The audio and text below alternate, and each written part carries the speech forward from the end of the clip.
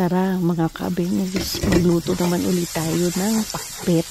By this time ay gagamit tayo ng talong, di ba? So susubukan ko kung may kakain ng talong dito sa aking pakbet. Kaya naman ayan, makikita nyo, di ba? Yung ating mga sangkap na ginamit para sa ating pakbet. And then syempre, imbis na kalabasa ang ginamit ko, abay kamote ang aking ginamit dyan, di ba mga ka-Abengs ko, di ba? And then, syempre, umpisa na nating magkisa sa ating pakbet. Kaya naman, inuna ko na yung sibuyas at sinundan ko na rin ito ng bawang. Hayaan lang natin itong magkisa ng gusto, di ba? And then, syempre, sabay ko na rin ang ating kamatis, mga ka-Abengs ko. Ayan, halu-haluin lang natin yan, di ba? And then, tsaka natin siya lutuin mabuti. Ayan nyo naman, pagka nagigisa, talagang halo lang tayo ng halo, mga ka-Abengs ko. And then, syempre, sinabay ko na rin, or sinundan ko na rin pala ito ng ating giniling na baboy. Syempre, alam niyo naman tayo, di ba? Kung pagka tayo namimili, sabi ko nga, ay yung 1 kilo, kunyari, ay nahati ko na sa 4 para pansahog man lang sa ating mga gulay, di ba? At sa ating mga iba pang lulutuin.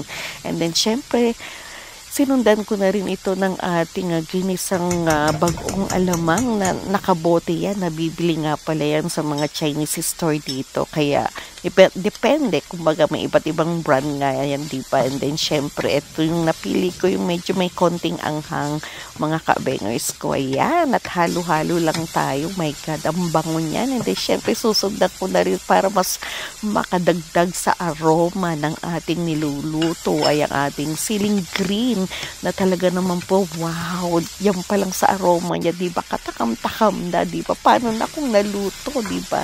And then, syempre, inuna ko na nga itong ating kamote, di ba? Dahil nga medyo mas matagal siyang maluto, di ba? Kaya ayan, halo-halo na naman tayo, mga ka-Abengs ko, di ba? And then, takpan natin yan, di ba?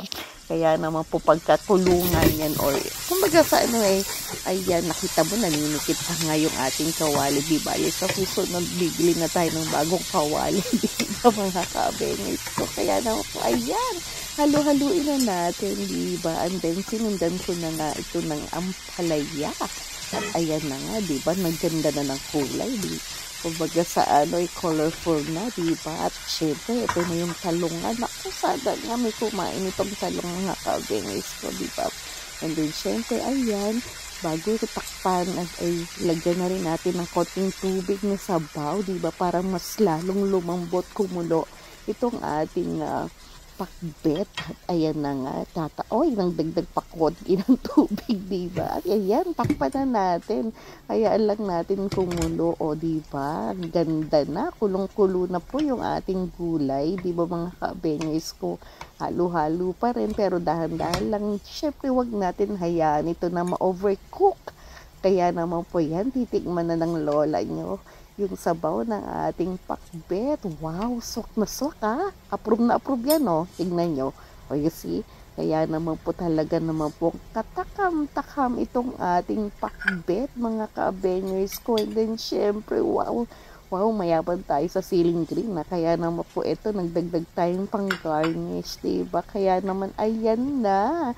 Tara, kumain na tayo. Samahan nyo na akong kumain, mga ka-Abengs ko. Talagang mapapadami na naman ang kanin ninyo.